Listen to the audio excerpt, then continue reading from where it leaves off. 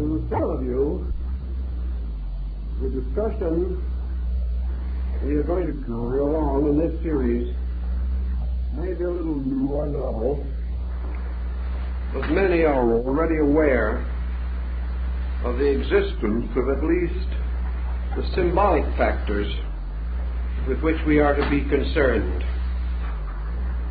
The possible relationship between astronomy and religion has been so often discussed that nearly all Bible students, the students of comparative religion, are aware that such analogies or parallels do exist. We are interested, therefore, in determining, if possible, their validity and what they have contributed to our general knowledge of man's beliefs. Perhaps astrotheology would be a useful instrument as a common denominator of religions, for elements of it and traces of it are to be found throughout the world. In some way, for some reason, and the origins are obscure, these concepts unfolded together with man's religious and philosophical ideas and became almost universal. Now, how does this happen? The most obvious answer lies in the original unity of arts and sciences in the religious life of people.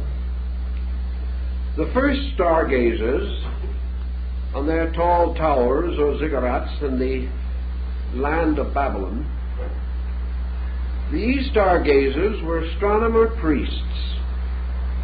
There was no differentiation between science and religion. We may say that almost certainly sciences were originally cultivated because of their religious content, or for the reason that they helped to support the religious convictions of the people. We know that the temples were the first colleges, and the ancient towers and palaces of the gods were the first astronomical observatories. There is a legend, which some of you may have run across, to the effect that the constellations were named by shepherds who, watching their flocks at night and with very little else to do, allowed their imaginations to trace the imageries by connecting stars into patterns in which some likenesses or appearances to various creatures could be traced. I think these shepherds were the shepherd priests or the shepherd kings of old times, the keepers of the sheepfold, which was the ancient name for the temple. In any event, many words that we use, many terms that we commonly find in our language, arise from the religious, astronomical reflections and contemplations of our ancestors. Actually, as one of the ancients observed, astronomy is the science of the anatomy of the universe. And to a measure, these same ancients believed that the universe was the body of a blessed God.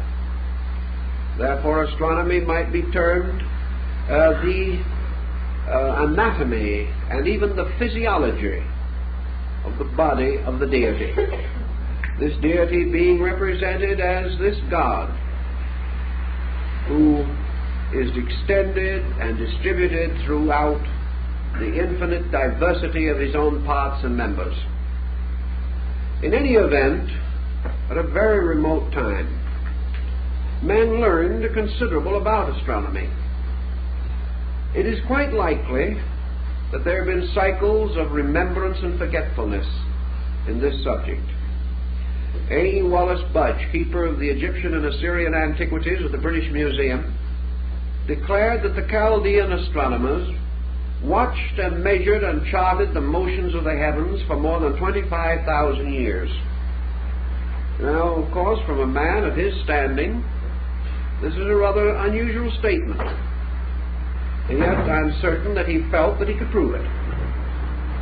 This tremendous amount of observation, even without the instruments that we know today, must have led to a variety of discoveries. We feel, for example, that ancient man was greatly limited in his astronomical researches by his lack of a telescope. Yet we also have record that the ancients knew certain things about the solar system in particular, which it seems impossible they could have known without some kind of a telescopic equipment. Perhaps the Chinese have the answer. On the wall of the city of Peking, there is the remain of an ancient observatory. It was partly reconstructed by the early Jesuits, but the instruments are essentially Chinese, and they have a complete observatory without a telescope. Now, what they did to meet this peculiar need was a masterpiece in optics.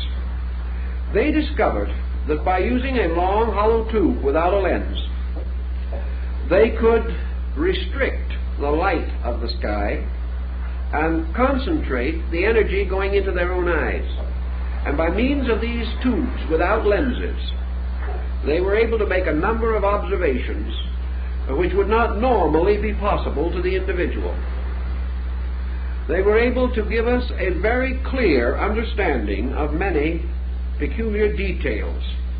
For instance, we find in other parts of the ancient world the full and obvious knowledge that the Egyptians, the Greeks, and the Persians at an ancient time knew definitely that the planet Venus was never visible to us as a complete sphere, but most often like a minute lunar crescent.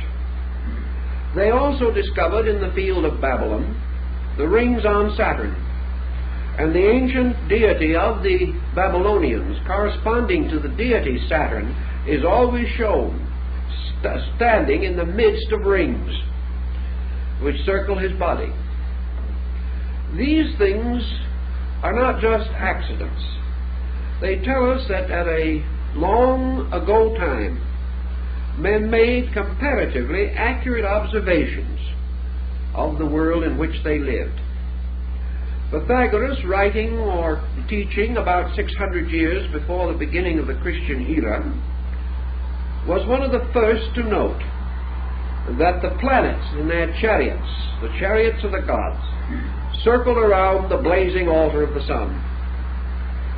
He is accredited generally with the first statement of the heliocentric system of astronomy as we know it today. How then have we forgotten all these things?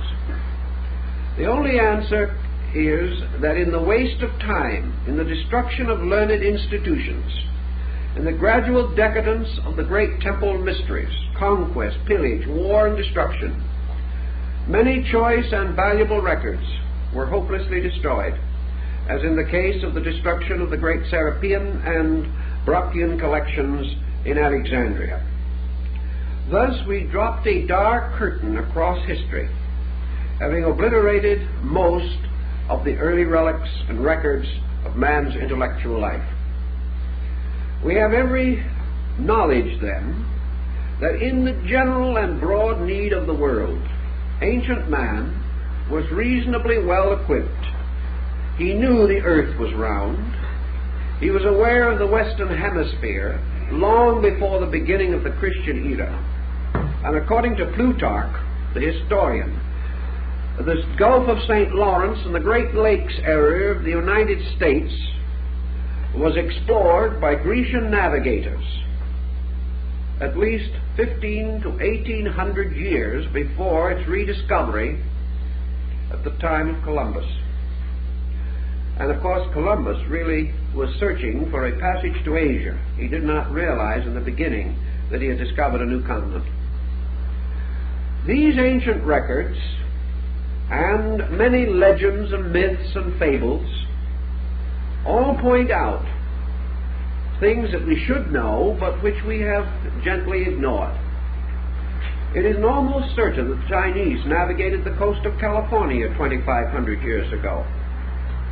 And during the period of Genghis Khan, 12th, 13th century in Mongolia, the Chinese and Tatars were well aware of the Western Hemisphere. We have forgotten a great deal.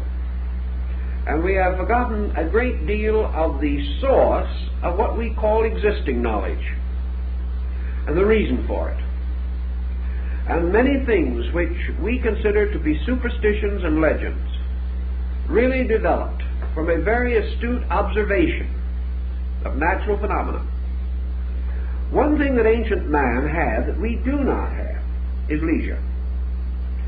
Now, the common man of his day, whether he was a builder of pyramids or an agriculturist, probably did not have much leisure. But there was a very broad, deep, scholarly class, particularly the priesthood, then the custodians of all knowledge, who not only had leisure, but an infinite kind of patience, which also runs short with us. This is the kind of patience which will permit a problem to be passed down through 20 generations without impatience.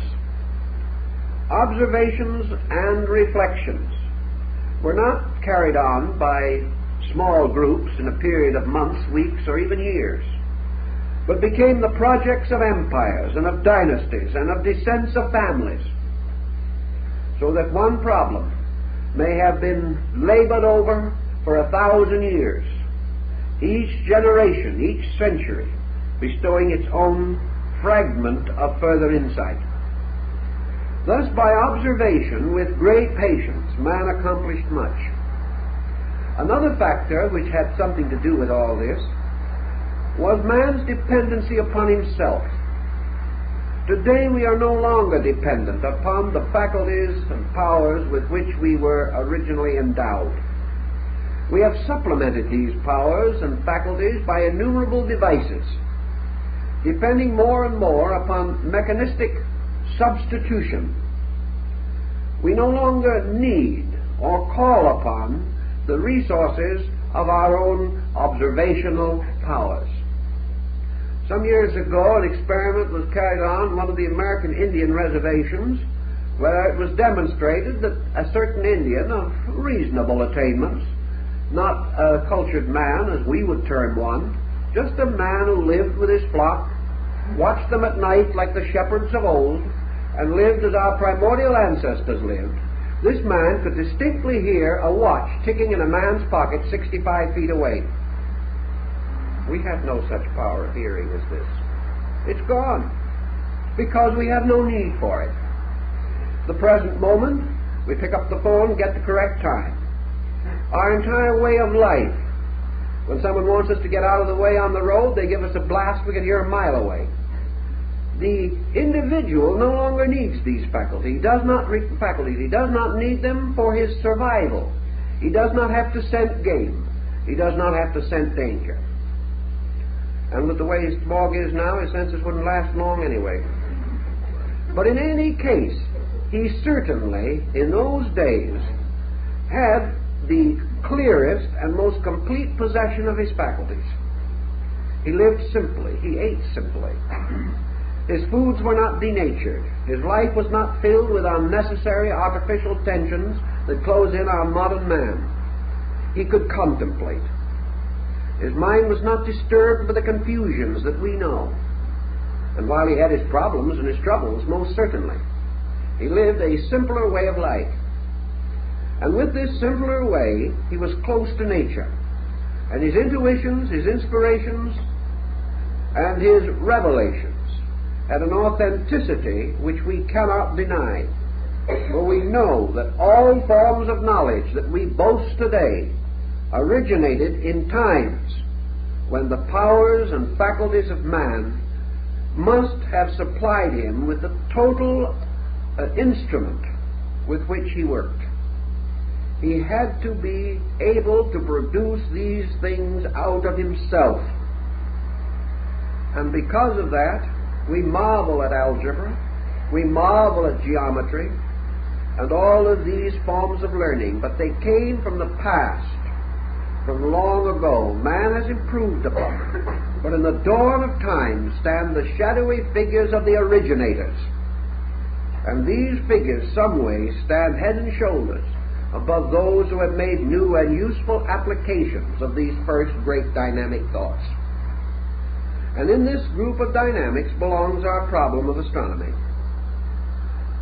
Now, in astronomy in those days, we involved another term, which perhaps has fallen likewise into evil times, and that is the term astrology. It is unlikely that, with the exception of navigation and the calendar, that ancient man studied astronomy from any great, profound interest merely in the heavens and their motions. His interest was in meaning, not in motion. He was searching the heavens for truths, not facts. He was looking for dynamics, and always his problem was to apply his knowledge to the immediate problem of his own existence. And out of these long observations, which perhaps gradually evolved his concept of the seasons, came the calendar, a method of determining the periodic return of seasons, the eccentricities of the calendar, and many interesting details. The Egyptians, for example, had a calendar which corresponded with a circle. 360 days in the year, 360 degrees in the circle. But they gradually came to discover that this was not quite right. They found their year getting badly out of order. So they created 5 intercalendary days. And they set these days aside and apart. And to these days they assigned the birthdays of the 5 principal gods. Interesting also to bear in mind that the Chinese and the old Egyptians and the very early Greeks did not have a septenary system of planets as later came into existence, but as the Chinese call them, the 5 emperors, the 5 great sidereal emperors. For the Egyptians and the Chinese were well aware of the fact that the sun and the moon were not planets. Medieval man did not know this, however, and constantly combined the planets and the luminaries to form his septenary. But the older people, like the Egyptians, decided that these 5 days should be the birthdays of the planets, and they set them aside. We are working now with a calendar reform project, and the only way we can make it work today is by the introduction of intercalendary days. So that now the thought is that we shall no longer have a 365-day calendar with leap years and other inconveniences, with the days of the week falling on different numerical days of the month and so on, but that we shall go back to the old idea of having 360 days, 360 degrees, and set aside the 5 days, not this time as birthdays of the gods, but now as our 5 world holidays, which would not be counted. They would be the intercalendary days. In this way we could simplify many contrivances and problems, but would make life very difficult for astrologers, who would have the problem of trying to determine this equation in correcting charts. Down in Central America, where the Sun-Venus calendar was represented on the scales of the great dragon, which the feathered serpent of their philosophy, it is said that the great deity of the Quiche Maya complex, Quetzalcoatl, the feathered serpent, that this deity gave them the calendar, the Tanlamatl, the book of the sacred days. And by this calendar, which was ornamented with the symbols and devices of the gods, the world and time both were divided into epochs, eras, and compartments and separate units, and to each was assigned a deity.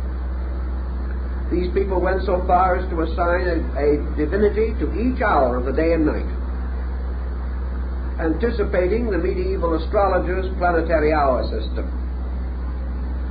All through the ancient world, the calendars and the gods went together. One of the first uses of the calendar probably was to determine religious feasts. And we still have this concept in the church calendar and saints' days and many other similar devices. The calendar then served a great many purposes. First and most, however, it served man to observe the seasons of his planting, of his reaping.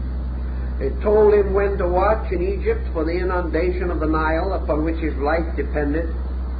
It taught him to prepare for the rigors of winter in other climes. It gave him an accurate way of measuring the annual climate of his world. It also told him that each of the changes of the seasons brought new forces into play in his environment and the conditions under which he existed. Each of these changes had its good side and its bad side. Each brought something if he could know how to use it. Each took something away. Therefore, he must provide at certain times. Tithing came from putting away the seed, 10% of the seed for the next harvest. And gradually our agrarian ancestor found that the heavens in their motions regulated his crops, which the farmer of our own generation also has learned to know. Experimentation on farms in Arizona under the Department of Agriculture has shown definitely that there is a relationship between the growth of plants and the various phases of the moon and things of that nature. So in his practical observation, our ancient priest ancestor prophet made use of these forms of knowledge. He did not gain them immediately, but he should have been able to observe, if he kept the records, the seasonal motions over these thousands of years and observe the results in his own life. Way back in this time, a discovery was made. We do not know who made it, when it was made, but it certainly was long before the beginning of the Christian era. And it was probably made in that great philosophical complex of peoples that flourished in the Near East in the valley of the Euphrates from 3,000 to 4,000 years before the beginning of the Christian era. It may have been simultaneously discovered in India and China, for the records are to be found everywhere. And that was that there was another and larger motion that had a very important bearing upon life. And this motion was the precession of the equinoxes. This term, precession of the equinoxes, to one completely unfamiliar with the subject, is just a little difficult to explain briefly. But it means that there is a slow but constant westward motion of the equinoctial points.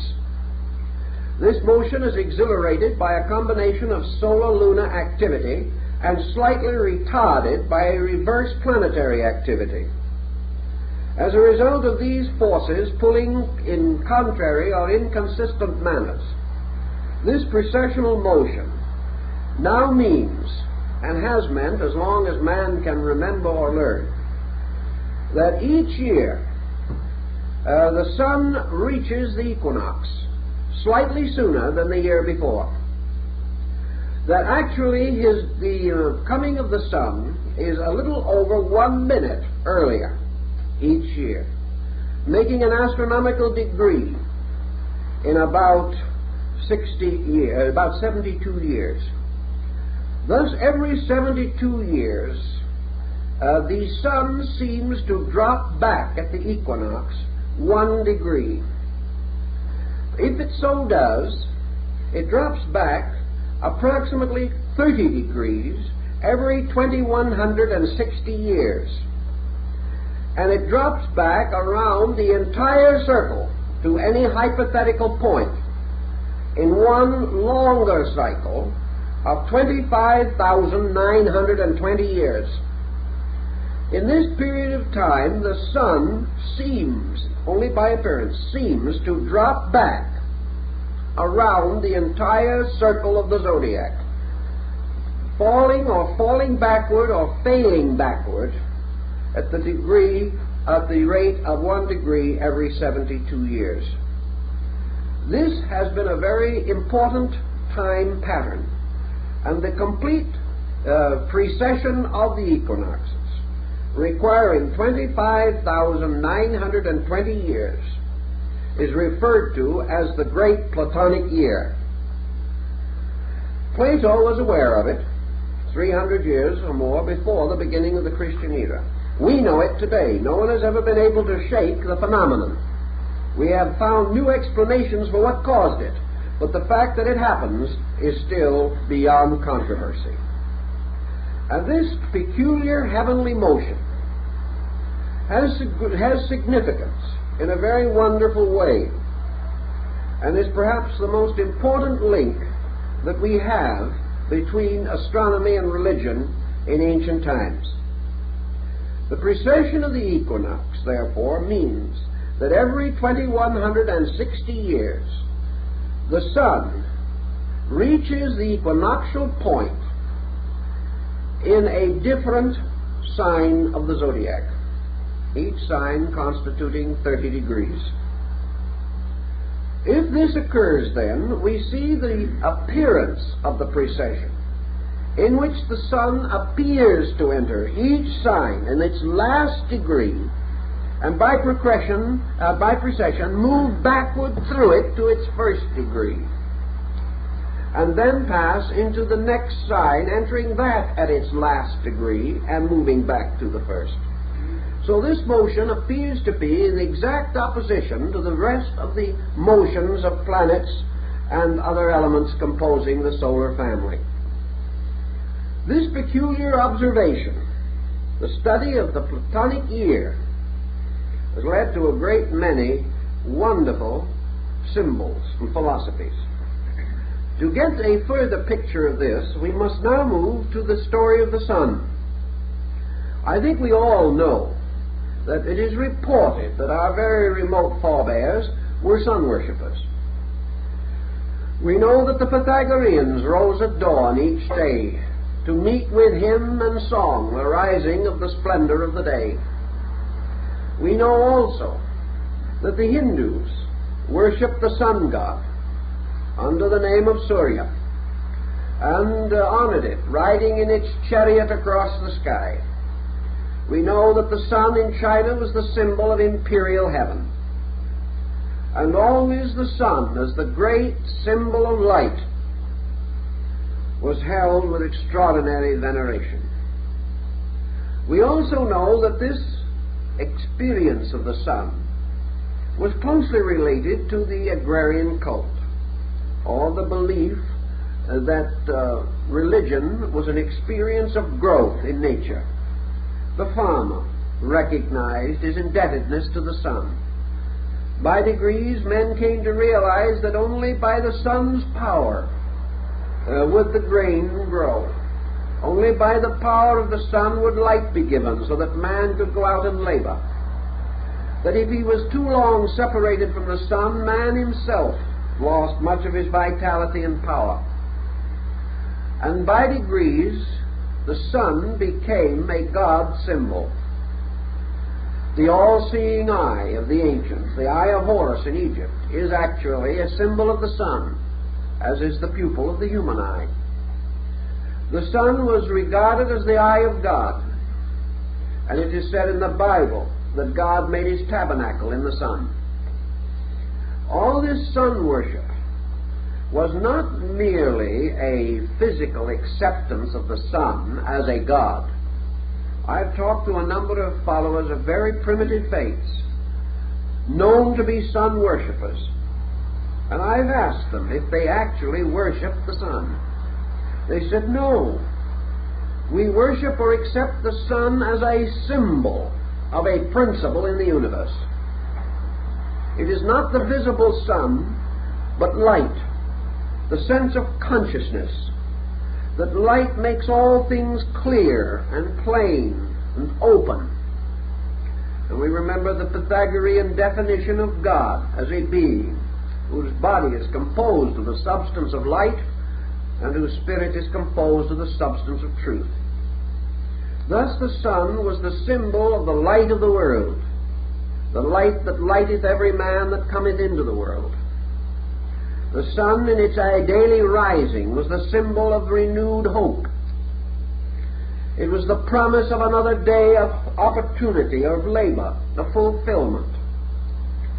Ancient man was terribly frightened by an eclipse of the sun because he thought an evil spirit was seeking to destroy the sun.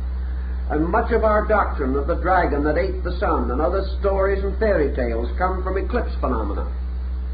Also, eclipse phenomena seems to have sustained the belief that there was an adversary or an evil power that wanted to destroy the sun. Man did not fully understand the meaning of the solar power, but he made representations of it in gold. And these were worn by the priests as the symbols of the fact that they served the sun. Most decorations, military or civil, such as the Croix de Guerre or the Légion d'honneur, were originally taken from sun medallions. We reward or honor the individual by bestowing a sun symbol or a rosette upon him. The halos around the heads and bodies of sanctified persons have gradually taken on sun symbolism attributes. These persons were radiant with spiritual powers or with great light within themselves. For the royalty, for the emperor, the king, or the great person, was reserved also the solar coronet. A crown is nothing but a sun, surrounded by a burst of rays. And as time went on, apparently these rays got to be a little inconvenient, sticking out in all directions, so they were turned in to the top, forming the ducal coronet and the crowns of the kings of Europe as we know them today, like the great English crown of St. George. Then among Christian peoples an orb and a cross were placed upon the top of the crown to symbolize the power of Christendom, and the crown became a radiant throne for the symbol of the Christian mystery itself.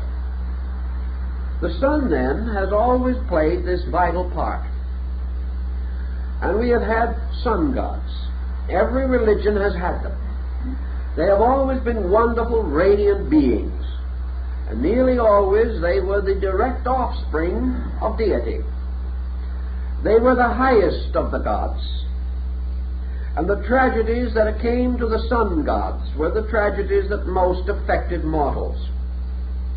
When Balder the Beautiful, the sun god of the Nordic peoples, was slain by the mistletoe arrow, all the world wept, and darkness descended, and the joy of the gods was destroyed. Apollo was the sun god of the ancient Greco-Latin, Helios, and he is the one who drove his shafts or rays into the body of Python, and caused the great serpent to be killed and thrown into a great ravine in the earth. And later, upon the site of this ravine, and over the corrupting body of Python, was raised the shrine of Delphi. The sun god was always the slayer of evil because he was the overcomer of darkness. He was always the thing that saved men from night.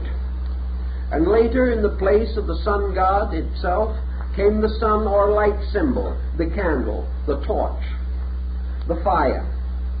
These also dispelled darkness. They were protectors. And the little candle shining in darkness became the symbol of man's hope and of his faith, and later in great diffusion is preserved to us in the illuminations on the Christmas tree. The world tree with its lights is the symbol of all the candles lit from the great power of the sun. In India there was much philosophy upon the nature of the sun, and we could go into a great deal of abstract thinking relating to their knowledge of astronomy, which was profound, and upon which much of their theology is likewise based. But in round terms, because time is short, and as Hippocrates said, art is long, we can only make a summary of this situation. But let us accept what is generally demonstrable, namely that upon research we find that ancient man venerated the sun as the visible symbol of an invisible power in space, as the light bearing witness to the life, that there was a life behind the light. Now remember, in the Greek, Helios, later the Latin Apollo, was not regarded as the source of the solar light. He carried on his arm a great shield, and in the center of this shield was a boss or knob. And our modern astronomical symbol for the sun, a dot in a circle, is the shield of Helios, the god. And it was upon the surface of his shield that the sun god reflected the light of space. The ancients did not assume the sun to be the complete source of its own light. They assumed it to be a great focal point in space, which collected the great energies from the field of space and reflected them downward into another condition of space which we call matter. Therefore the sun was suspended twixt space and matter, causing the energy of space to permeate all material things. It's an interesting and dramatic concept, and in their ancient arrangement of planets, the sun was placed in the middle orbit, with 3 planets below and 3 above, or rather 2 and the luminary below. Thus the sun was placed in the midst of things. It became an indicating symbol of spirit, of self, later of soul. It was that which represented finally also man, suspended between heaven and earth. It had numerous philosophical meanings, but wherever it appeared, it became an emblem of life and salvation, of redemption. The wonderful Egyptian Pharaoh Akhenaton created the sect or cult of Atonism, which was the worship of the solar globe, the rays ending in human hands, to raise up or to lift all things, because he had already discovered from the wisdom of his people the drawing power of the sun, that the sun raised water and took it into the sky to form clouds. Ancient man watched these things, and with his own quiet wisdom he knew them well. The Chinese philosopher Lao Tzu tells us in absolutely perfect modern terms the entire phenomena of clouds, rainfall, and so on. These things were known, although we have forgotten that our ancestors were so wise. Now the sun deity, having to a great measure become the symbol of life, passed through 3 paralleling cycles of apparently similar activities. These cycles, similar in their structure but different in their time equation. By the great precessional motion, the sun seemed to retire around the zodiac in 25,920 years. By another motion, the sun seemed to progress through the signs of the zodiac, making the complete circle every 12 months, causing what we know as the year. The third cycle of the sun was its apparent motion around the earth, by which it achieved the mystery of the 24-hour day. These were the 3 cycles of the sun, the 3 complete circles which it made of varying magnitude.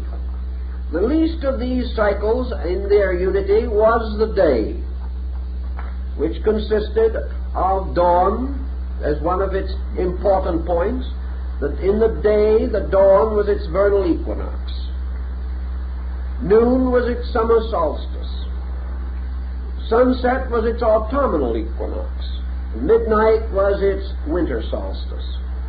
Thus the sun, according to the Egyptians, rose every morning from the underworld, traveled across the sky, and at night descended into the land of Amentet, where it shone for all through the night for the souls of the dead in the underworld.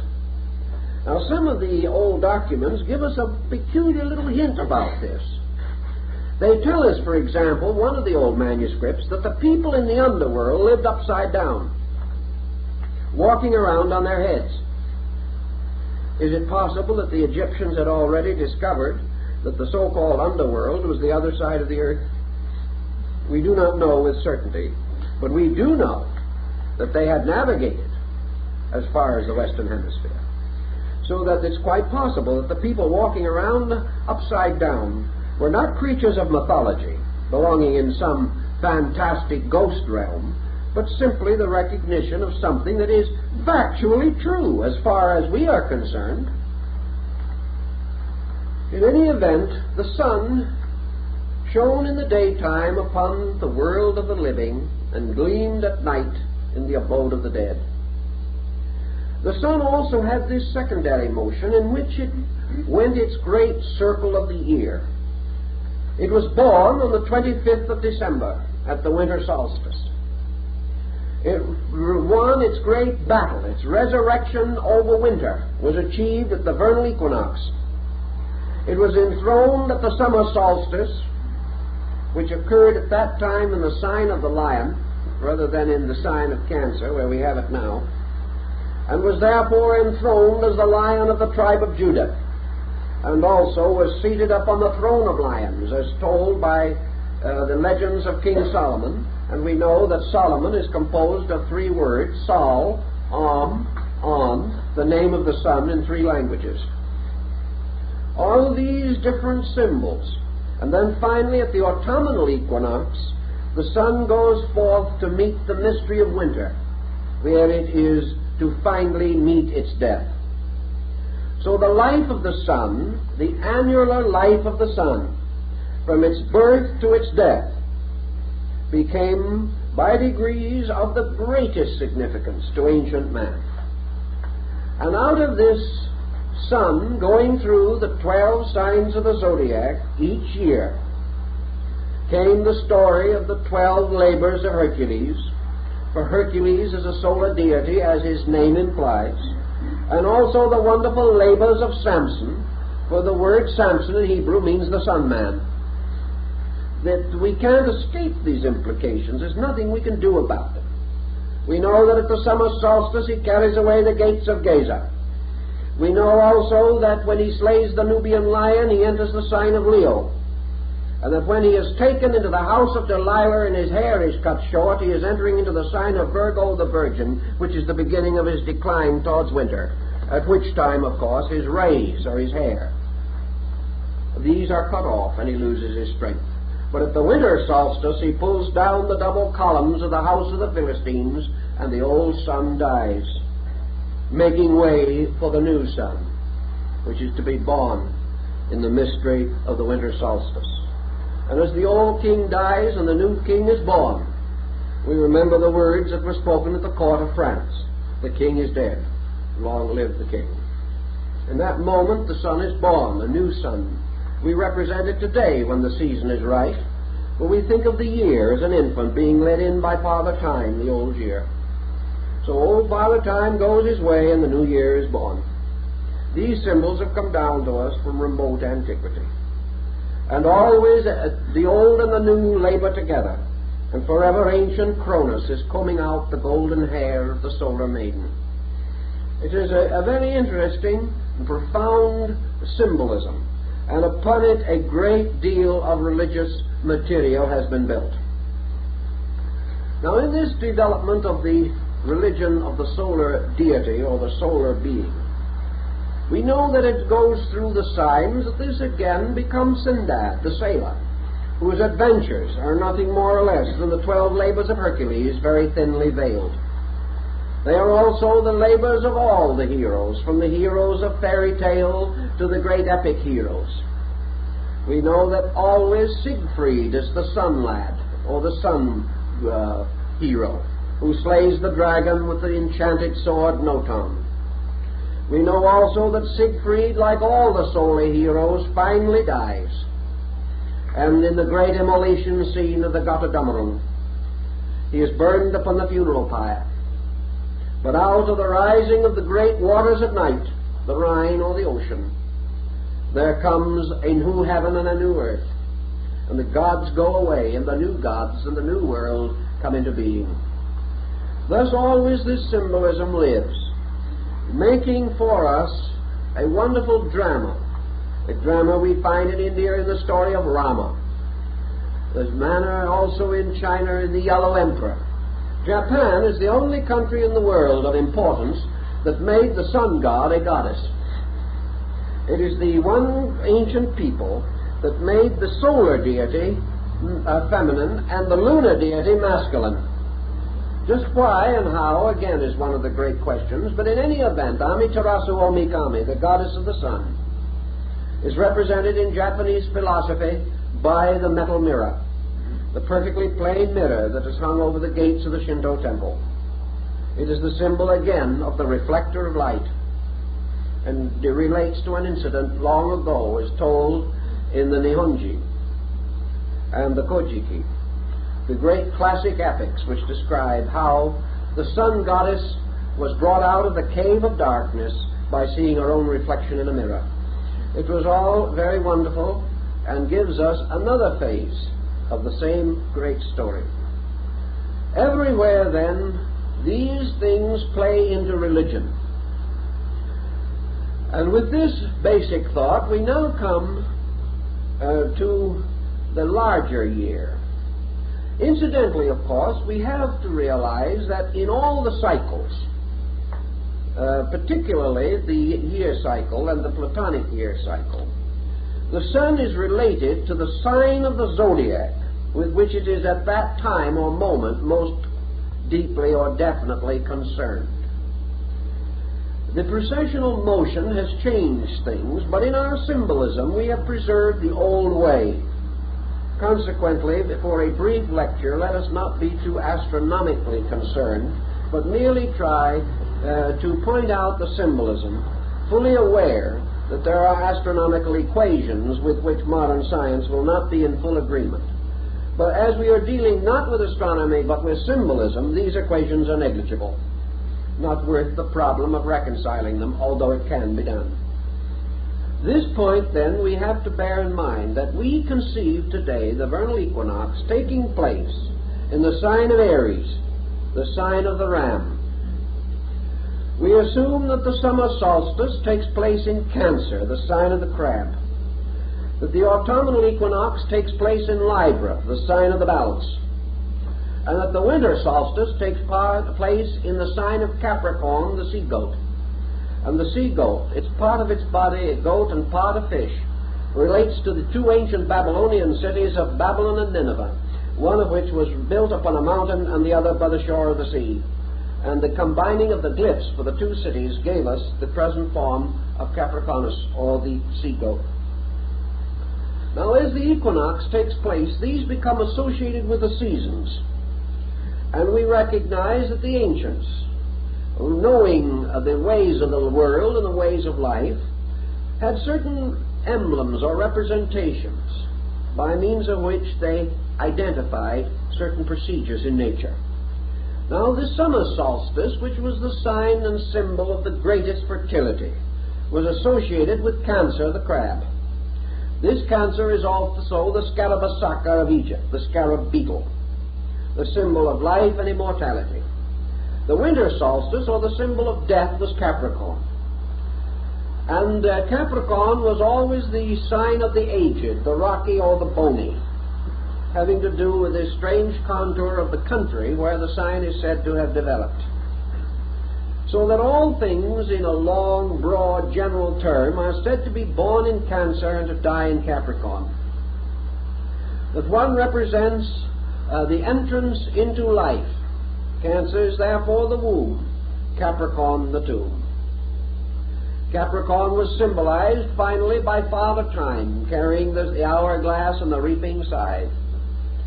And Cancer was symbolized by the great mother, Diana, goddess of the Ephesians, the wonderful nourisher of all things. Cancer was under the rulership of the moon, the lady of generation, and Capricorn of Saturn, the ancient master of regeneration. The ancients had already recognized that all birth was a dying, and that all dying was a being born again. Therefore, in ancient times, they buried their dead in the neat chest posture, or the embryo position, indicating that to all things the tomb is a womb of another life.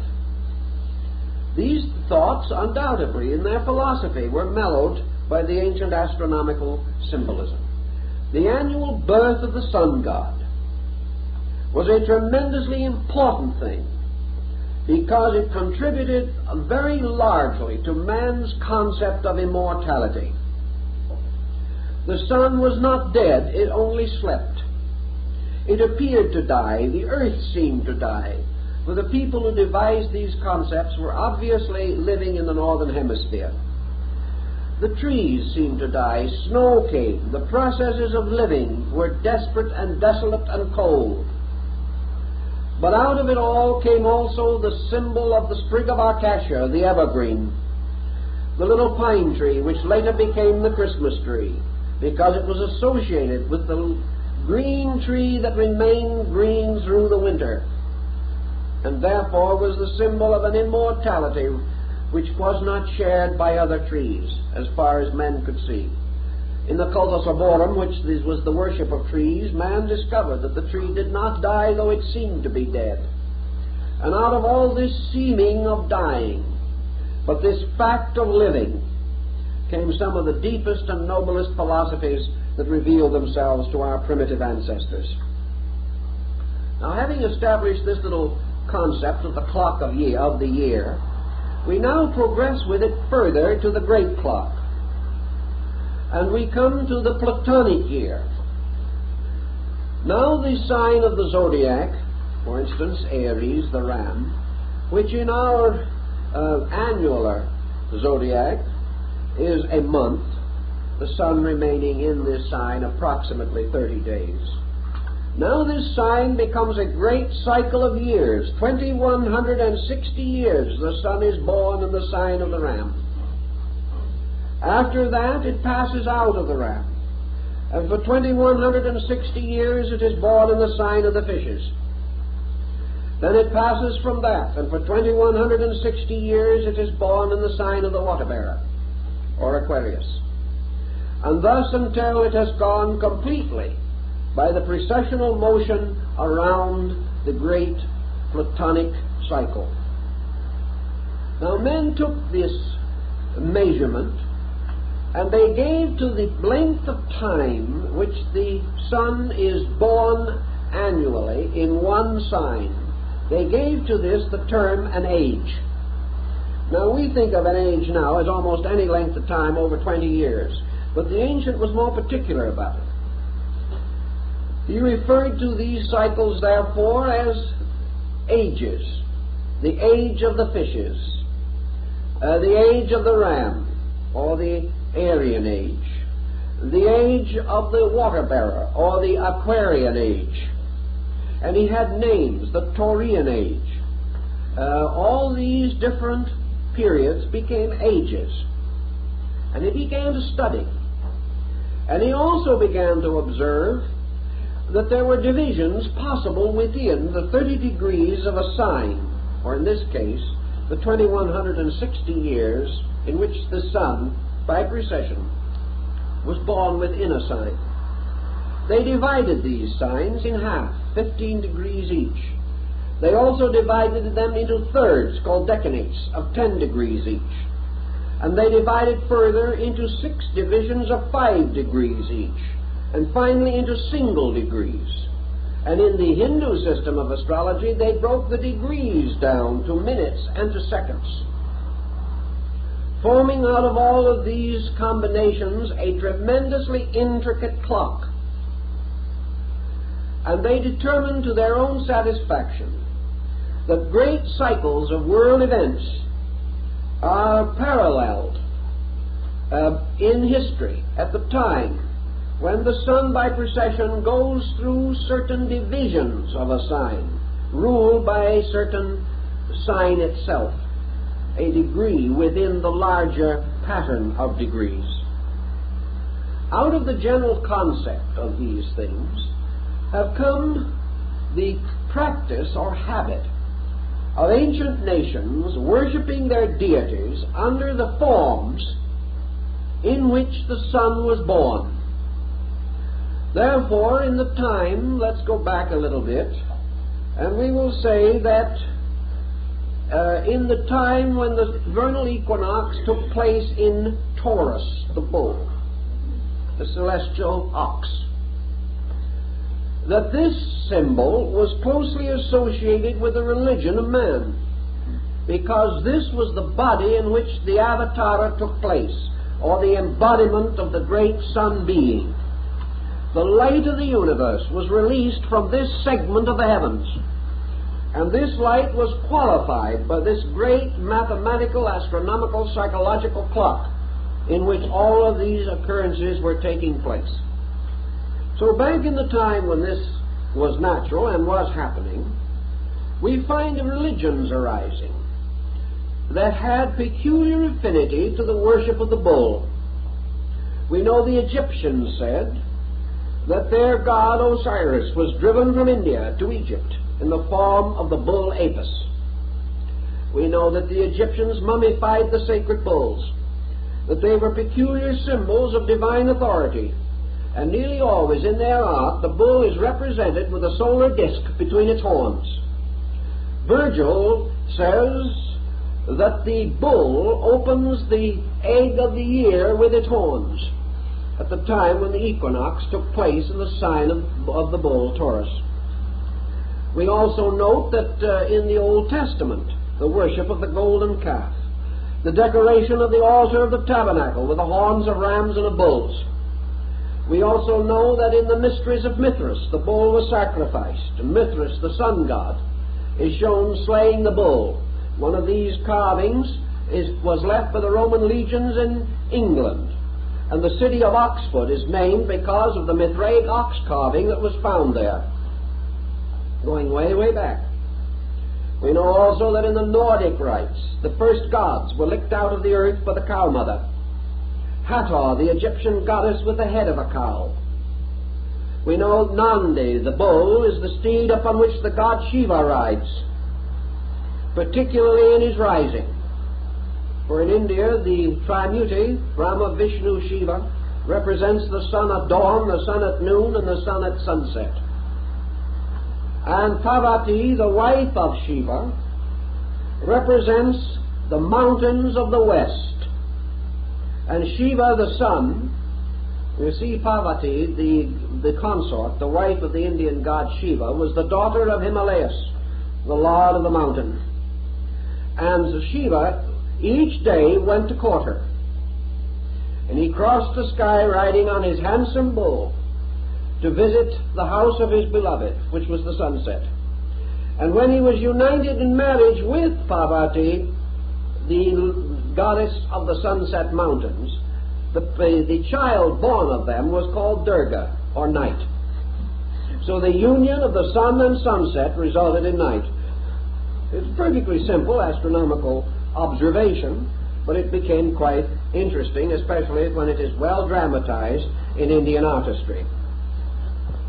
So the sign of the bull also gives us something else. We are told that cherubim with a blazing sword were placed at the gates of Eden. The lion of St. Mark. There is one of your four signs. Each of the apostles had one of the four evangelists had these four creatures, the four fixed signs of the zodiac, assigned to them. Thus these symbols go on, and we find them not only in ancient times, but in more recent religious history. Now, after a length of time, 2160 years to be exact, the precession of the equinoxes retired till it reached the last degree of the sign of Aries, and we find the beginning of a new religion, a new concept of religion. And it is interesting that it should have arisen about 17 or 1800 years before the beginning of the Christian era. For it was at that time, according to the old tradition, that the great mysteries of the Greeks at Eleusis were brought into existence. Perhaps this date is traditional. Perhaps it is astronomical. But the fact is, it had served the symbolic purpose. For at that time it is said that at the time of the vernal equinox, always the time of greatest importance in ancient festival, the Hierophant of the rites of Eleusis came forth upon the porch of the temple, carrying in one hand the shepherd's crook, and in his other, in the hollow of his left arm, a newborn lamb. And he held up the shepherd's crook and elevated the lamb to the admiration of the people. And 1800 years before the beginning of the Christian era, he cried out in a loud, very loud voice, "All hail, Lamb of God, that taketh away the sin of the world." Now this lamb is very interesting. This is the Paschal Lamb. This is also the lamb associated with the rites of Jupiter Ammon, the ram-headed god of the ancient Egyptian, Latin, Greek peoples. Also, this was the ram's horns upon the forehead of the crown of the north and south of the ancient Egyptians. This was the scapegoat of Israel. And here also we have the offering of the lamb as an offering to the Lord in the sacrifice of Isaac. We have also many references to the blood of the lamb, purification by the lamb, the heart of the lamb, the Angus Day. And we find the rites and rituals of the lamb and the symbolism of it, Jason and the golden fleece. For the golden fleece was the symbol of the curtain of the mysteries. And this was the wool that was pulled over the eyes of the unworthy. The symbol of secrecy, the symbol of ritualism. The search for the golden fleece was man's search for truth. Here is the lambskin apron of the ancient Masonic guilds of operative masonry in the Middle Ages. Here are many, many symbols dealing with the mystery of the Lamb. And then there came a time when again the equinox continued in its precessional motion, and the sun, at the great moment of the equinox, moved from the first degree of the sign of the Lamb to the last degree of the sign of the fishes. And when it occurred, when this happened, it entered into the sign which is ruled over by two small fishes.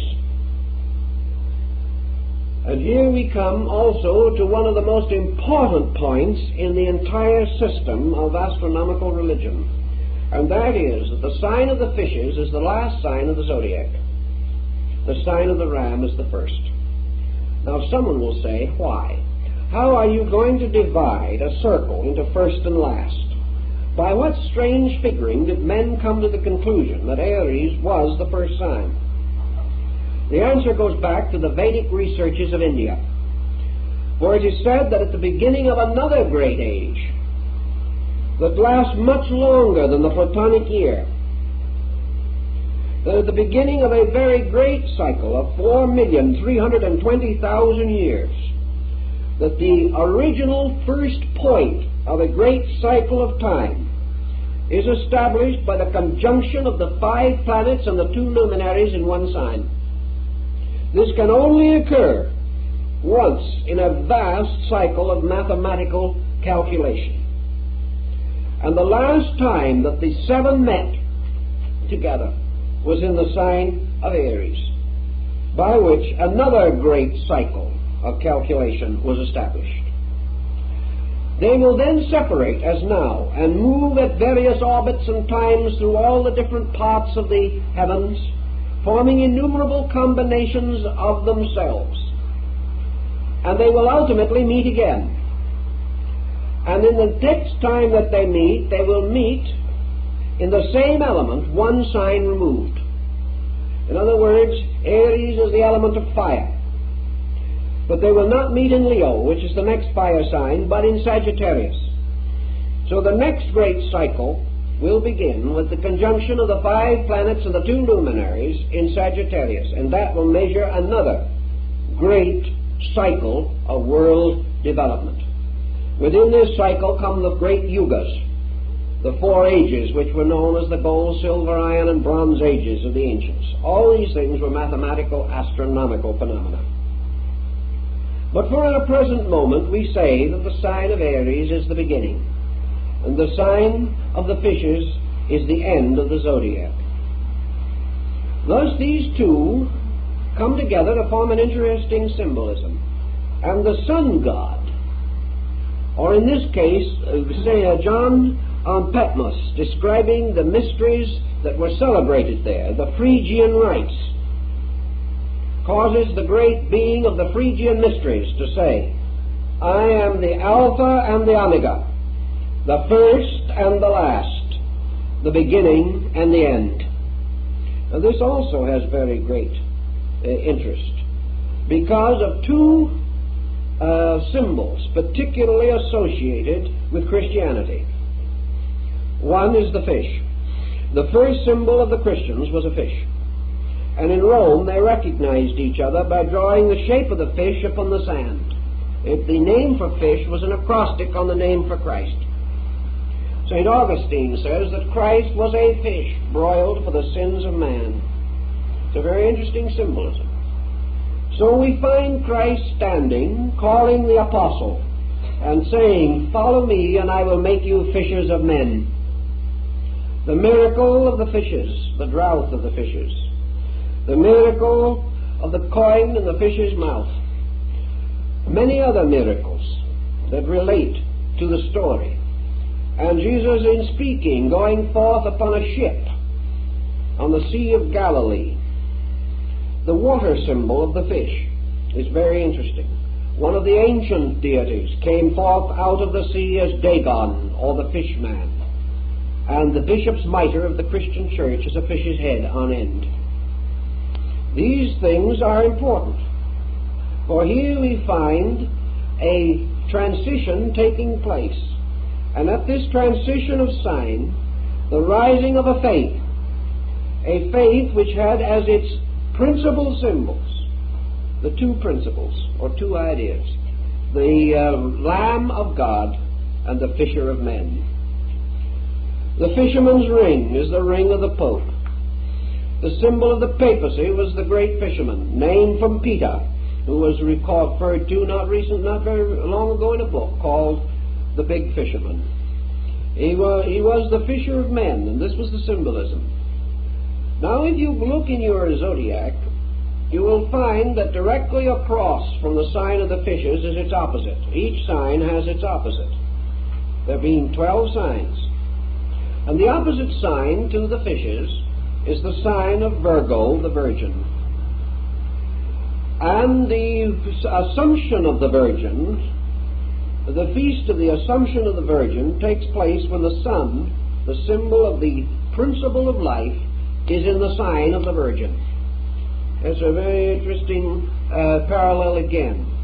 Now, the Virgin in ancient times was Ceres or Cori, the mother who was always still a virgin, because she brought forth immaculately the food, the earth, the grain, the flowers, the trees. Everything was born from her, but she was still the mother of mysteries, the eternal Virgin. She was Isis, the mysterious being whose veil no man could lift. And this symbol in ancient astronomy carried in its arms either a sheath of grain, as Cori did, or sometimes the loaves of the Passover, or the unleavened bread. So we have an interesting thing. Jesus, the sun entering the symbol of the equinox and the sign of the fish, performed the miracle of feeding the multitude with 2 fishes and the barley loaves. And there were 12 baskets of scraps left. Again, the circle of the zodiac. Later, when the time came for the master to prepare for the Passover, he sent a disciple into the city, and he said to him, "You will see a man who carries a pitcher of water on his shoulder. Follow that man. When he enters into a house, go in likewise, and go to the upper room and say that your master wishes it to celebrate the Passover." Who is the man with the pitcher of water on his shoulder? He is the Egyptian deity Canopus, the water man. He is also Aquarius, the water bearer, always represented in the ancient system of the zodiac as a man carrying a pitcher of water on his shoulder. He carried that pitcher of water long before the beginning of the Christian era. So the sun, moving on, goes into the new age, or the age that is to come, to celebrate again its passing over in the sign of the water bearer. Of course, the sign or the ritual of the Passover is the passing over of the sun at the time of the equinox. All these rituals have been very carefully measured to meet the astronomical requirements, like the epoch and the golden year and all these things. We have calculations to run through every one of these symbols. Now, one of the great questions that has arisen perhaps in our studies a little has been to determine, if possible, the time of the beginning of the age of the fishes, or what we call the Piscean age. It is, of course, a nice, trite contrivance to say that it began with the beginning of the Christian era. But in India and in many other countries, a point is made with which some Western astronomers and astrologers will certainly be at variance, namely that at the present time the equinox is taking place approximately in the 8th degree of the sign of the fishes. It hasn't left. It hasn't moved into this other age yet. If the Indian and the old Chaldeo-Babylonian calculation is correct, by a very curious thing, a circumstance that is almost too remarkable to be a coincidence, the vernal equinox should have entered the sign of the fishes approximately the year 325 AD. And that was the year of the establishment of the Christian Church by the Council of Nicaea. It would have entered at the time when the heaviest influence was upon the quality of Leo, which also corresponded exactly. If from that point on you calculate each step of the precession of the equinoxes, from that time to the present day, you will find some very remarkable things if you break up the year as the ancient did. Now, if you take this period, the age of the fishes, and what is this age? Now you go back to your tables of Sargon, the king of Babylon, where the first delineations of the signs and planets are given. There's been no change in the readings of these symbols for nearly 4,000 years. And we find that the sign of the fishes was represented in that time, and still is in astrology, as a sign of water, the sign of retribution, the sign of the deluge, the sign of obscuration, the sign of karmic fulfillment, the sign of the end of an old way, the termination of patterns. In the great sun cycle in China, the deluge which ends the world is always associated with the sign of the fishes, and the reorganization or building of the new world naturally follows. But in this constellational diffusion, if we observe it carefully, there is a strangely psychological relationship between the key words of the sign of the fishes and the strange state of our world ever since this strange equinoctial occurrence took place. The obscuration, the hiddenness, and at the same time the strange spirituality which is associated with this sign, the mysticism, the inner and deeper yearning and longing, the age of the ministry, the age of the struggle, the strife, the pain, the problem, the winding up, the paying off of old debts, the completion of work left unfinished. And in many ways that is a bit typical of the situations we find ourselves in. Now, as we say, we have about 2,160 years to work with from the beginning of this cycle. And if we do assume for a moment that it could coincide with the Council of Nicaea, which was the formal creation of the Church, and we know that from the time of this council on, the integration of the Church took place. It became a religion. Prior to that, it was a group of scattered communities without leadership or organization. If we add 1/2 of the period of that cycle, if we divide this great period of 2160 years right in half, to divide the age into a positive and negative half, where does the half line drop?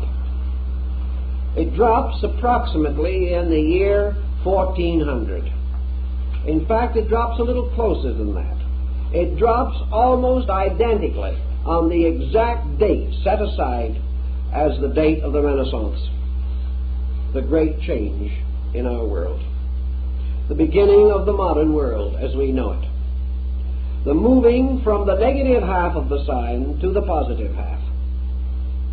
We break down the signs step by step, and we find everywhere that these major cycles hit exactly with the prominent dates in the cultural and moral and spiritual growth of our peoples.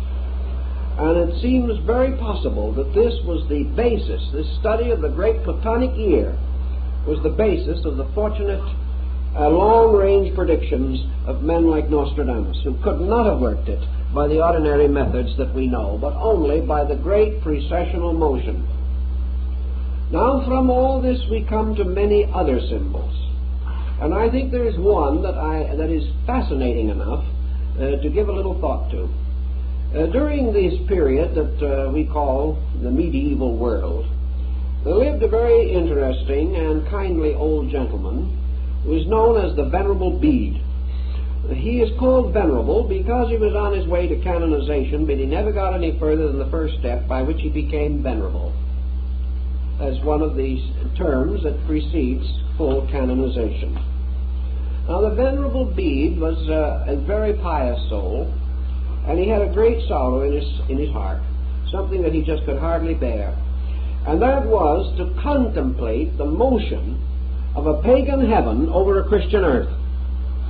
Here were all the constellations, here was the Argonaut sailing off, here was Cetus the great whale, here were all these symbols, Hercules and Pegasus and Ariadne and all this, all moving over a perfectly respectable Christian commonwealth.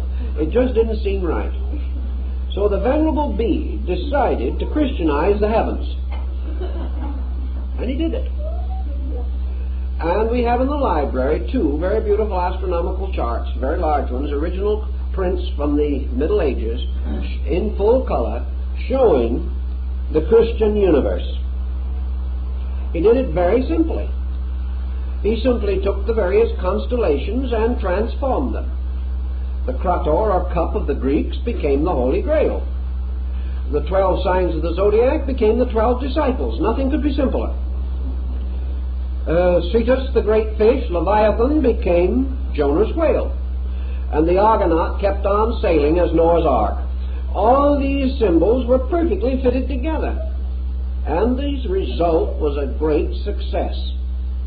But suddenly everybody stopped in their tracks. Somebody had let the cat out of the bag. Actually, the symbolism proved the common origin of both groups. Actually, these symbols that were put in the place of the old were the equivalents in a new faith of identically the same principles. So everybody hushed it up and forgot about it until the French Revolution came along with still a different idea, and the situation has lapsed back, waiting now for another revolution on the part of scientists who probably will want to change all of these because they can't stand the superstitions of any group. So that now you don't speak about planets, speak about signs, you speak about so many degrees of right ascension. It's so much less personal and so much more scientific, but it comes out to the same place. Also, astrology is now giving way to a kind of new science which is going to be called cosmography or something of that nature, in which they are going to do something that was never heard of before. They're going to consider the possibility that the heavens influence the earth. But they're going to do it with a new name, and the right man is going to discover it, which is very, very important in our times. But this concept of the universe, again, shows much that tells us of the old ways and of the old concepts and rites. In the old days, the initiation rituals of the temples always followed in some mysterious manner this astronomical pattern. Apuleius, for example, in the Metamorphosis, describes his own initiation into the mysteries as far as he can. Then he says that to preserve his vows he must be silent. But he does explain that at one degree or part of the rite, this candidate is enveloped in a blue cloak covered with stars and constellations to indicate that he is being lifted up into the higher parts of the universe. Apuleius also tells us that in one of the degrees of the mysteries he beheld the sun shining under his feet at midnight, which is a very interesting point, looking very much as though somebody knew something about the astronomical theory, because theoretically at midnight that's approximately where you might expect it to be. Also he describes the rituals, and he follows very closely the description given by Porphyry in his Cave of the Nymphs, which is an interpretation of one section of the Odyssey of Homer. And he describes the cave of initiation, in which you descend under the earth and come into a room, the ceiling of which is made to represent the sky. And there are two entrances, one on each side, and you descend a set of steps. You walk across a common ground and ascend out to another set of steps. And the point of entrance into this underworld is called Cancer, and the point of exit is called Capricorn.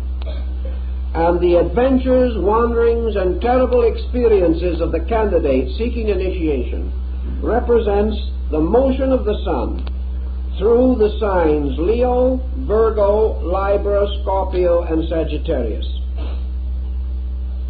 Now, if you can imagine placing Cancer at one gate and Capricorn at the other, and going down now to the point between them, you will find you have sort of tipped your celestial globe, so that now the bottom point is represented by the sign of Libra, which is now between the two.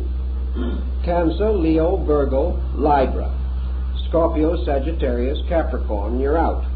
So that Libra is placed at the center in the bottom. The sign of Libra is the scales. Here the soul, descending into the underworld, comes into the judgment hall of Osiris, where his consciousness or his conscience is weighed upon the scales in the cyclostatia. The ancient peoples only had a zodiac of 10 signs at one time in a very remote period. They had no sign of Libra, and Virgo, Scorpio were one sign, and that is still indicated by the general shape of the two, except that in one the end of the M-like figure turns up, and in the other it turns back. Now, at the time of the so-called fall of man, it was believed that the signs were divided and Libra was inserted between them. There is a very ancient doctrine about that, increasing the number of the signs to 12. But the sign of the scales, placed in the judgment hall of the twin truths in the temple of Amentet, is at the bottom of this V-like pattern of the descent of man into judgment or into generation.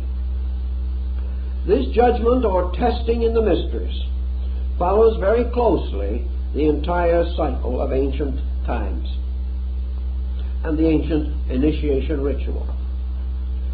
Now, there is also a very interesting story relating to the human embryo. For if the embryo is twisted inward to form its equivalent to a circle, the embryo, which has at the beginning, as you realize, a caudal appendage resembling a tail, looking very much like a highly developed pollywog, this structure, if twisted into a circular form, equals 3/4 of a circle. In other words, it takes 9/12 of a circle to do this. But there are 3 signs or 3 parts of the circle that are not touched. The head and tail of the figure do not meet. Therefore, this occurs to us in our Old Testament symbolism under the story of the broken wheel. And this broken wheel, or the 9/12 wheel, is again an astronomical symbol that has played a considerable part in human thinking, because the 9/12 represent the 9 months of generation, or the period in which the child is being formed. The 3 missing signs, or the broken spokes of the wheel, or the missing rim of the wheel at that point, fulfills the rites of the Eleusinian mysteries. For the Eleusinian mysteries were given in 2 sections, the 9 lesser and the 3 greater rites. The 9 lesser rites being the symbolical rites of generation, the 3 greater rites of regeneration. Therefore, by 9 months and 3 degrees a man is made perfect. This is a very curious symbolism, but it has a great deal of interest if we know how to study it. In other words, the individual, to pass through the second birth, must go through the womb of the mysteries to complete the circle, of which 9 parts only are provided in generation. The Chinese, fully aware of that, declare a child to be 1 year old after it has reached the 3rd month. It celebrates its first birthday 3 months after it is born. This is part of a very curious doctrine, but it points to the 3 winter or fall months leading toward final death. It is to do with the blinding of Samson, the cutting off of the rays of the sun god. Also has to do, as Leonardo da Vinci points out in his astronomical calculation of the Last Supper, for the painting is a very strangely astute piece of work. And each of the apostles, and each of the positions and groupings, you will find the apostles are grouped in triplicities, exactly like the signs. And the sign of Scorpio is assigned to Judas. Now, why should the sign of Scorpio be assigned to Judas? In the Orient, there is something about the scorpion that is very peculiar. First of all, it stings with its tail. Therefore, it is the backbiter. The second thing that is about it that is strange is that the mark which it leaves is always in the form of a minute pair of human lips. The kiss of death. The kiss of betrayal. So that was the sign that was used to signify the destroyer, Typhon, who is also responsible for the destruction of the good god Osiris. The sign of the scorpion, however, in the ancient rituals has 3 meanings. 3 creatures have been assigned to it down through the ages. And depending upon the one that is selected, you have some concept of the true meaning of it. The scorpion is one sign that is associated with it. The second sign that is associated with it is the serpent. The third sign that is associated with it is the phoenix. So the scorpion, the serpent, and the phoenix were all given to that one sign of the zodiac. And the Rosicrucian mysteries of old European mysticism always bestowed their higher rites at the time of the sun being in a certain degree of Scorpio. Therefore, Scorpio was the symbol of death and rebirth, of evil and redemption. Most of all, it was man transcending his own inferior nature. It was the symbol of initiation into the secret rites which symbolize death. It was the death of the old and birth into the new. It is death always leading to liberation. And we find all through the ancient symbolism these parallels carefully preserved even into your alchemical mysteries. And in the combinations and structures of the alchemical stone of the wise man, there is what is called the horoscope of the stone. In other words, there is a symbol of the universe represented as a particular pattern of planets. And in this pattern of planets, the formula for the stone of the philosopher and the elixir of life and the transmutation of metal is said to have been concealed. And the mysterious eight-sided vault of Christian Rosenkreuz was formed into the symbol of a solar system, in the midst of which the body of the ancient adept is said to have been placed. All of these peculiar symbols trail down through the ages, reminding us of the numerous forms of indebtedness that we have to the planetary symbols. The Dionysian artificers, the great builders of the Greek cathedrals and churches, and also the builders of the theaters of Dionysus. Later they became the great Lombard builders of Europe, the builders of the medieval world and the Renaissance, the great Comosine masters. Nearly every one of the structures that they built was based mathematically upon a constellation. Caesarino, in his edition of Vitruvius, the great master of architecture, shows how the modes of architecture were based upon the great constellational patterns, and that the temples of the gods were built according to the stars of the constellations in which these gods were said to be enthroned. A very elaborate and involved system of architecture rose therefore from this same consideration. Also we remember Gaffaro, the astrologer to Cardinal Richelieu, pointing out how the handwriting on the wall of heaven described in the Old Testament is actually a study of star groups, in which the star constellations form the consonants of the Hebrew alphabet, and the planets moving through them form the vowels. And the constant motion of the vowels and the consonants produce the writing upon the wall of sky, which the ancient prophets could read. There are many references to these things, and gradually there emerges to our consideration a concept of sidereal motion, of human growth, and of the linking of these two together in a highly complicated scientific concept. The details of this were evolved over so long a period of time and with such astuteness that it is almost impossible for us to exhaust the research work that has come down to us. Unfortunately, of course, it has been largely mutilated, but enough remains to give us a tremendous amount of guidance if we actually want to have this guidance. We have other things that come out of this constellational study. The constellation, the oldest circular zodiac known, that which was found at Dendera in Egypt and is now in the Bibliothèque Nationale in Paris, is a magnificent sandstone slab containing a study of the world, of the heavens as they were known at that time. Many symbols and figures are included in this zodiac which we no longer recognize or have any means of fully understanding.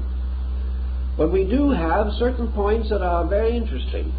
The Egyptians referred to what we call the Great Bear as the plow. It was the symbol of the turner of the furrows, and of course the ox of heaven was the one that drew the plow.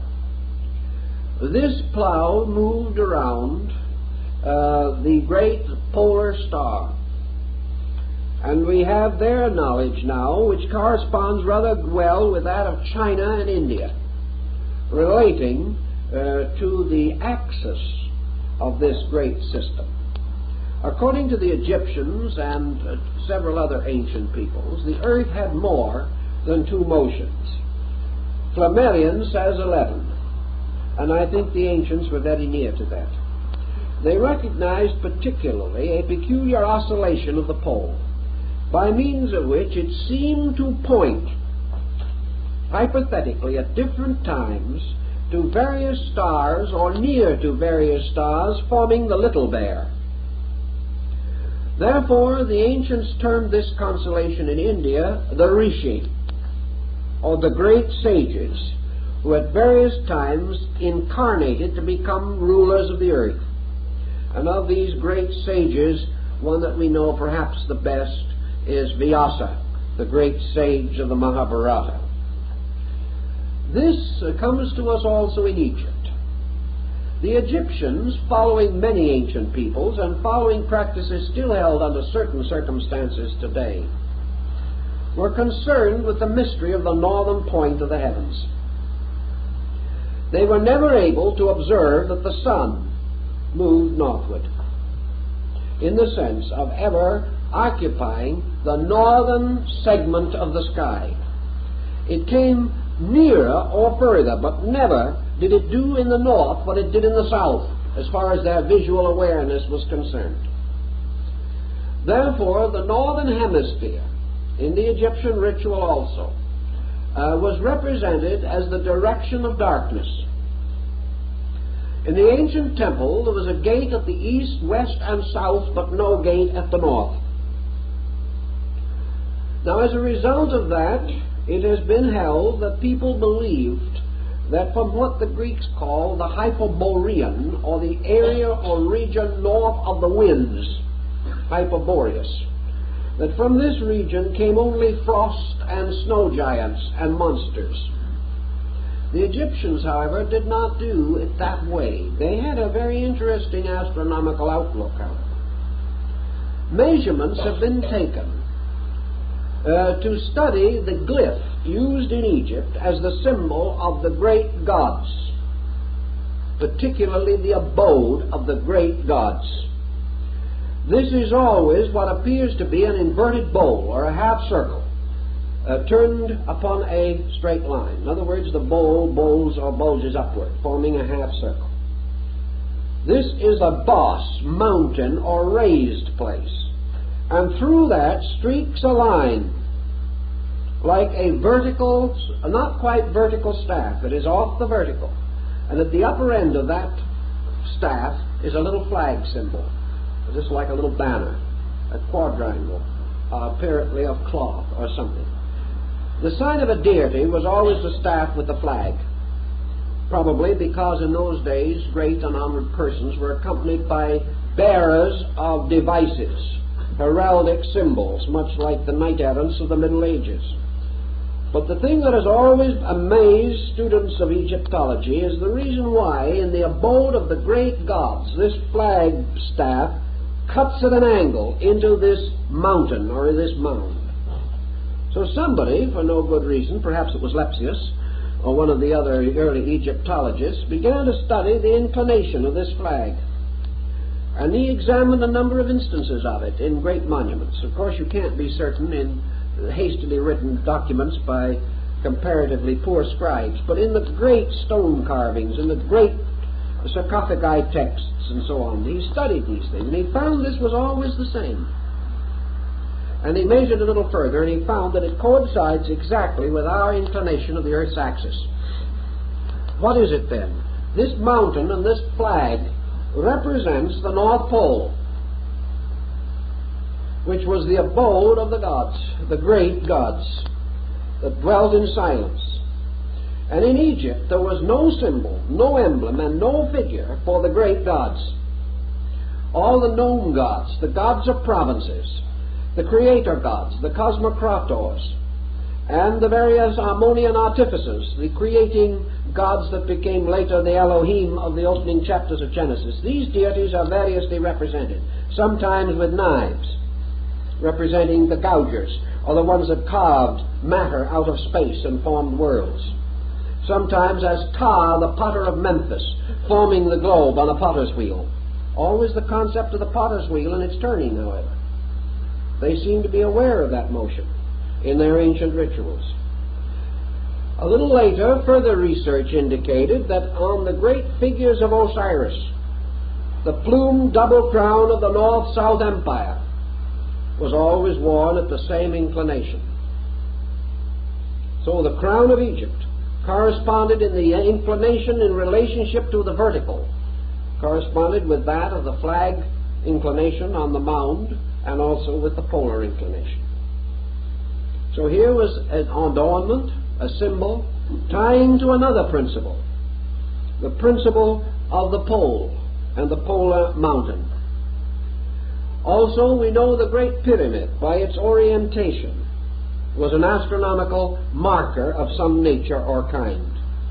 The complex of pyramids have been regarded as probably the elements of a vast sundial system, similar in some ways to the complex of stones in England at Stonehenge, which was used by the Druids to determine the exact moment of the winter solstice. Here the great rituals were performed, particularly by capturing the ray of the newborn sun in a crystal lens in order to start the sacred fires by what we call burning glasses.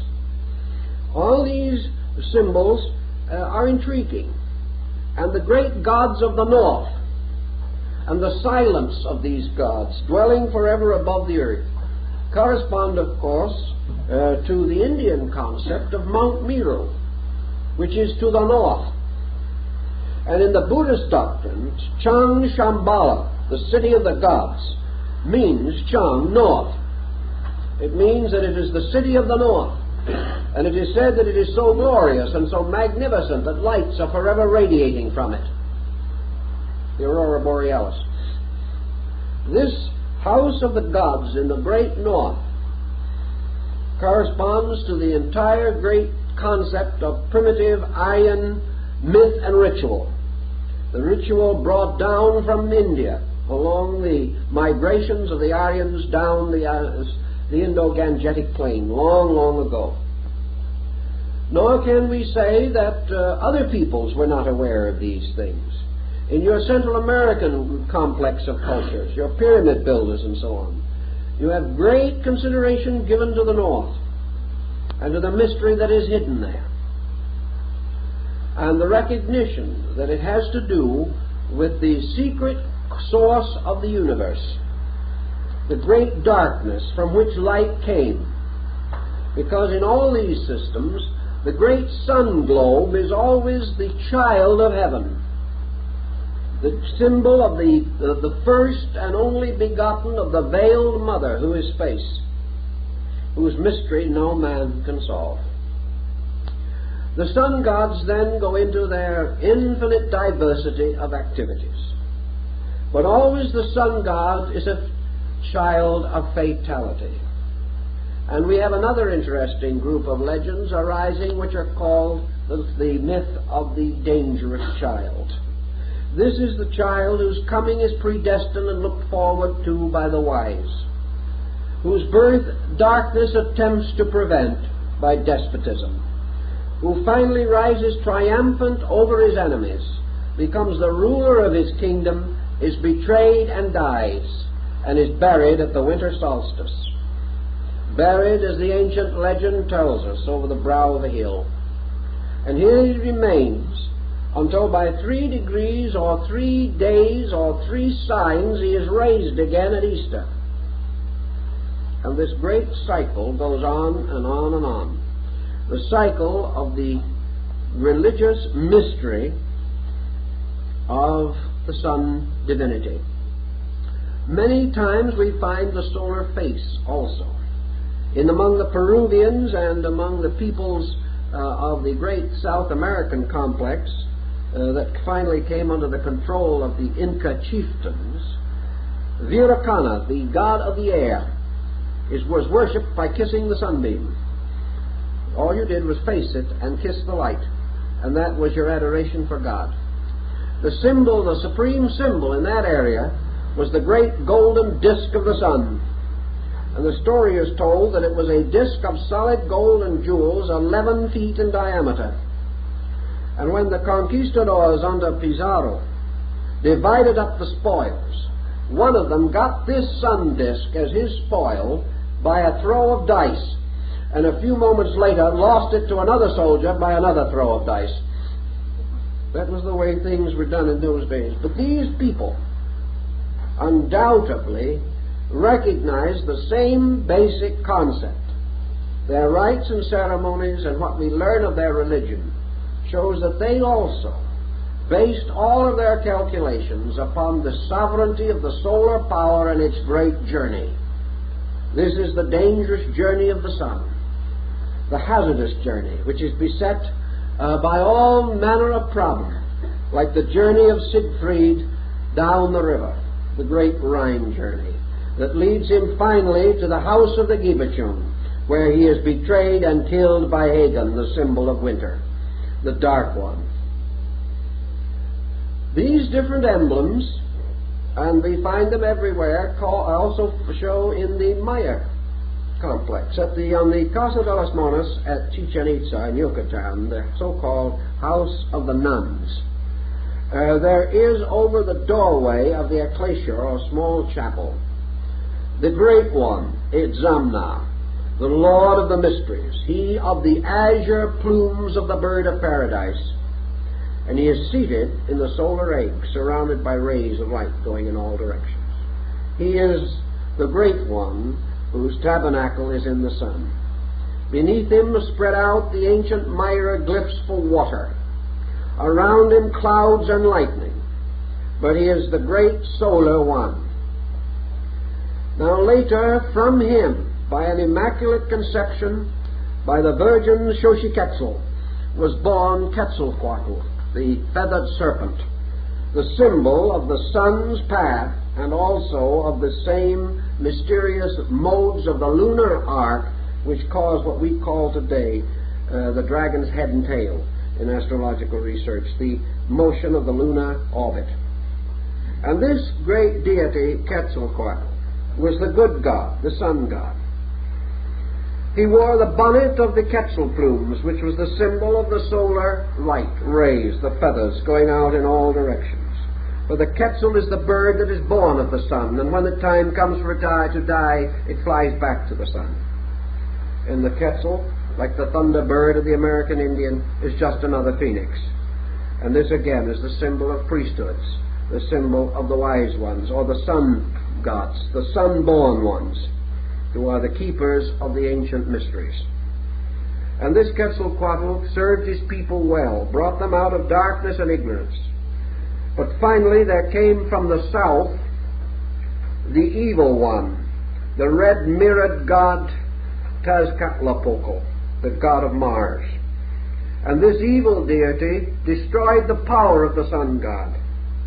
And the sun god departed finally upon a raft of serpents from the shores at Veracruz, promising to return.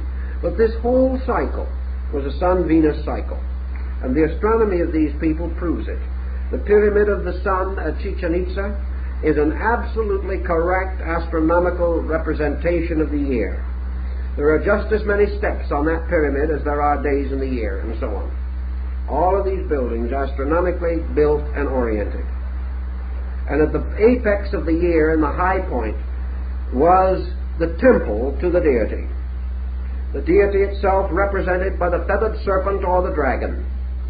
And the feathered serpent again, the symbol of the year, as in the Mexican calendar, where all the divisions on the calendar stone, the months of the year, are placed as scales upon the body of a serpent. Thus every part of this mythology, and it is this same serpent, which is Python, which is slain by the sun god every year, when he overcomes the year and becomes master of life, or the keeper of the year. And every year also at the end, the year destroys him, and the new sun god must be born. So out of all of these concepts, perhaps you will have some general idea of the part that astronomy has played in religious symbolism. Now, we do not say that astronomy has given the meaning, but we do say that it has constituted the convenient symbolism and has rationalized and made authentic the outer structure of the mystical philosophy that is based upon the inner meaning of these symbols. And as we go through the series, we will try to explore that also, to find the ideas that are behind the use of these symbolic forms. But I'm afraid for that you're going to have to wait till next week.